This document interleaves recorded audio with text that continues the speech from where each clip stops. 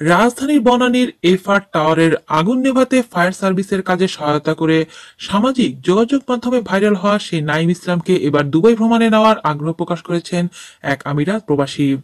এর আগে শুক্রবার শিশু নাইমের লেখাপড়ার দায়িত্ব নেওয়ার ঘোষণা দেন আমেরিকা প্রবাসী ওমর ফারুক। এই বিষয়ে শনিবার বনানীর হিরো শিশু নাইম শিরোনামের সংবাদ প্রকাশ হয়।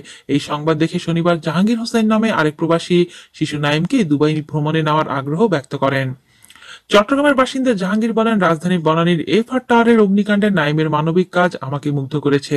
যারা দুর্ঘটনা বা সংকটকালীন সময় নিঃস্বার্থে মানুষের পাশে এসে দাঁড়ায়, তাদের কাতারে আজ নাইমের নাম উঠে এসেছে। আমি চাই তাকে দুবাই ভ্রমণে নিয়ে আসতে। ভিসা, টিকিট থেকে শুরু করে দুবাইয়ে তার 1 মাসের যাবতীয় খরচ আমি বহন করব। নাইমকে দুবাই ভ্রমণে নিতে জাহাঙ্গীর হোসেনের এই আগ্রহের কথা শনিবার মোবাইল ফোনে নাইমের মা নাজমা বেগমকে জানান এই প্রতিবেদক।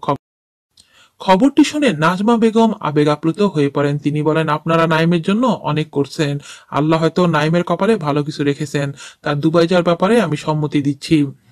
দুবাই ভ্রমণে যেতে হলে নাইমকে প্রথমেই পাসপোর্ট বানাতে হবে। এই বিষয়ে নাজমা বেগম বলেন, নাইমের পাসপোর্ট নাই। আপনার তার পাসপোর্টটা দ্রুত করে দেওয়ার ব্যবস্থা করলে সে দুবাই যেতে পারবে। দুবাই ভ্রমণের সুযোগ পেয়েছে শুনে নাইম নিজেও খুশি। সে জানায়, সকালেও অনেকে তাকে দেখতে এসেছে, কিন্তু দুবাই যেতে দাওয়াত পাওয়া তার জন্য অনেক আনন্দের।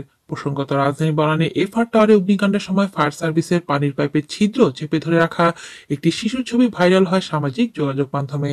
ছিদ্র স্থানটি পলিথিন দিয়ে পেঁচিয়ে নাইম ইসলাম নামে শিশুটি চেপে বসে থাকে পাইপের উপর, যাতে পানির প্রবাহ স্বাভাবিক থাকে। কড়াইলের বউবাজার বস্তিতে বাবা মায়ের সঙ্গে থাকে সে। তার বাবা রুহুল আমিন মোল্লা ফেরি করে ডাব বিক্রি করেন। মা নাজমা বেগম গৃহিণী।